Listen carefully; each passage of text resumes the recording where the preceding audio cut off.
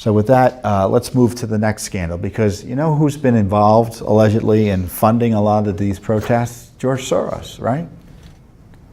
George Soros, a super wealthy individual, hardcore leftist, spends his money on groups to advance his agenda both here and abroad. I guess he has a First Amendment right to do that. We can reject what he does as long as he follows the rules. He has a right to do it. Well, does he need your tax dollars to do that type of work? Of course he doesn't. Well, don't you know it? At least under the Obama administration, they were giving him money, his open society organizations abroad. And so Soros is very active abroad. He was active in Central America. He's active in Central Europe. He's active all over the world, trying to impose his transnational socialist agenda on other countries. In Hungary, they resisted strongly and pushed back against the Soros entities that were placed there. But other countries like Macedonia and Albania, they're having a much more difficult time. And they're not helped by USAID and the State Department working hand in glove with Soros in those countries. Specifically in Albania, we already uncovered through Freedom of Information Act litigation that $9 million, your tax dollars, during the Obama administration went to help the Open Society operation, the Soros operation in Albania. This man's a billionaire. He doesn't need your tax dollars. But it's that relationship, as far as the Obama administration was concerned, because this money I think was paid to him in 2016, just having the dollar go out the door to Soros gives Soros and his cronies there who work in his organizations the excuse to work hand in glove with the government because they've got that financial connection. So that's why it's important, A, that it be exposed, and of course, B, stopped. But secondly, we've received new documents as a result of, again, a lawsuit. Judicial Watch, you know, a lot of people talk about Soros. A lot of people say Soros is terrible, Soros does this, Soros does that. Well, Judicial Watch is in court trying to get information about what exactly your tax dollars are being used for with respect to Soros, and trying to figure out what his influence is, especially any inappropriate influence in our government decision making and our foreign policy abroad.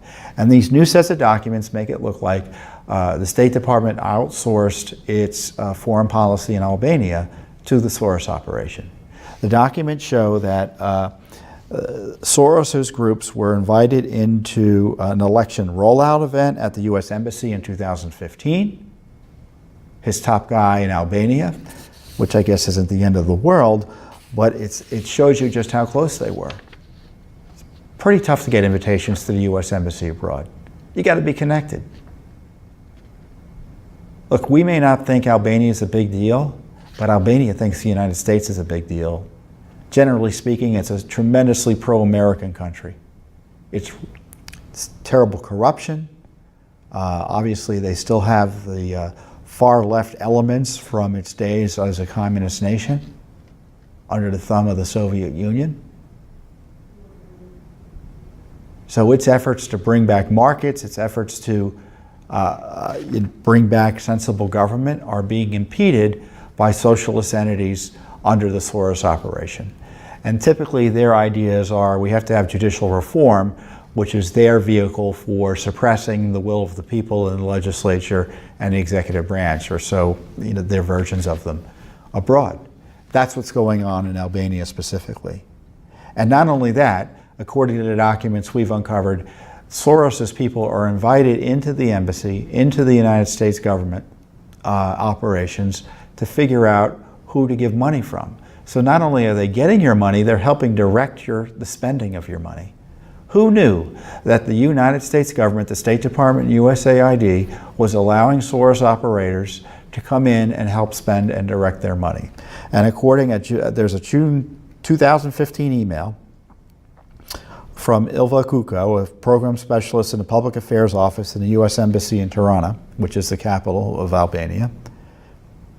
He invites several people, including Dobrishi, who is Soros's top guy in Albania, to a donors grant reviewing meeting at the U.S. Embassy, in which participants would review applications for grants submitted by NGOs, non-governmental organizations, seeking U.S. taxpayer grant money from the State Department. And this is the invitation. Your valuable input and comments will be used by the U.S. Embassy's Democracy Commission, which has the ultimate authority in awarding the grant. So they were advising this government entity on how to spend money. Now you can bet if Judicial Watch, for instance, was seeking a grant in Albania, do you think Soros's companies or Soros's organization would approve that? Do you think the USAID, the deep staters there, would approve that? Of course not. This same guy, Kuko, invited Debussy to another U.S. Embassy Democracy Commission small grants program grant proposal technical review meeting in that same year, 2015. And they said in this email, it says they're going to focus on applications dealing with anti-corruption. Now, of course, you know, one of Soros's big political friends in Albania is terribly corrupt, the prime minister. So the irony there is rich. But I don't know about you, but I don't want any George Soros anywhere near our State Department or our United States Agency for International Development.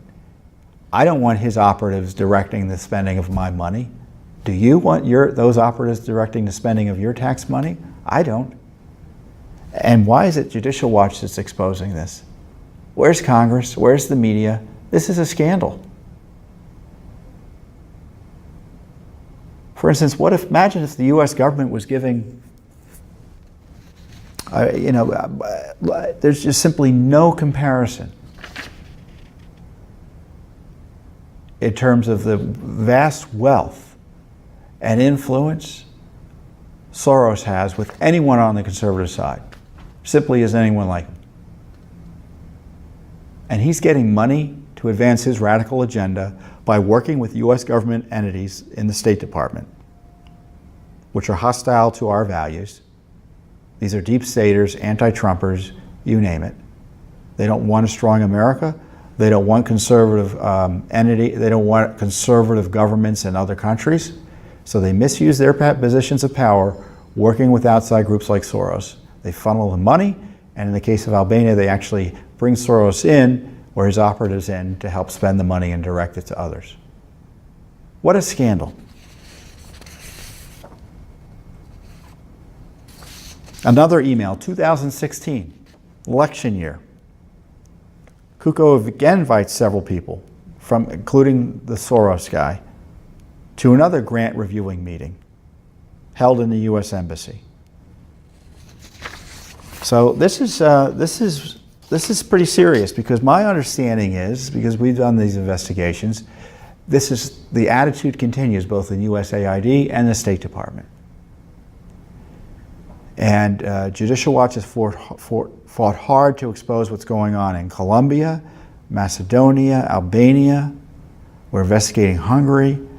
But Soros has the support of, as I said, these deep staters in the State Department and elsewhere in our government to direct the use of your money and get your money directly to advance his agenda. So the next time, and of course, you know, when he gets money abroad, that frees up money here at home to advance his agenda. So when you hear Soros groups, you know, protesting on the Hill or intimidating people on the Hill, well, you know, just so you know, your tax dollars are indirectly supporting that. Isn't that outrageous? But you can trust Judicial Watch to get to the bottom of it. We are not going to be cowed by the Soros crowd. We're going to keep on asking questions. We're going to keep on suing in court. So you can trust us to figure out what Soros is up to, at least with respect to his connections to our government. And just because you think it's the Trump administration, you think those connections have been severed, don't you count on it.